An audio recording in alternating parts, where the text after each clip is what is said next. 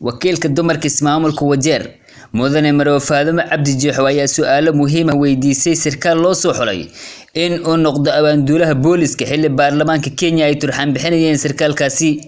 Marwo Faadimo ayaa weydiisay sarkaalka fikirkiisa ku aadan dilalka qarsoon oo ay geysato dawladda iyo dadka oo si awood ah dawladda ay ku afduubto. And forceful disappearance of the Kenyans.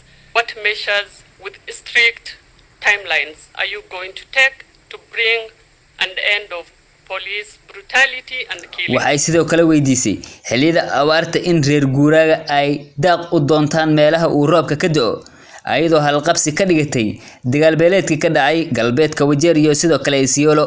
People of Wajir County, especially Wajir West and our brothers from Isiolo, have clashed numerous times in pursuit for forage and water, resulting to unnecessary death from both sides. Wadamayti Marwo Faadimo waxay weydiisay sarkaalka loo soo xulay xilka abaanduulaha booliska dhibaatooyinka bariga Wajeer iyo Tarbaja ay kala kulmaan xarakada Al-Shabaab.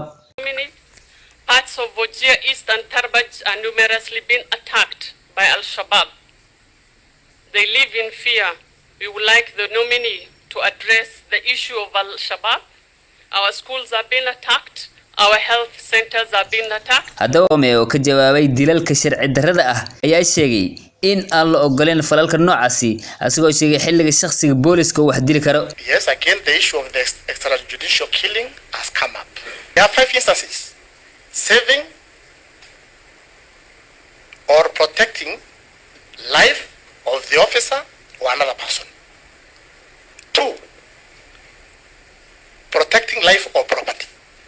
If property or life is in danger, an officer can use a fire. For self-defense,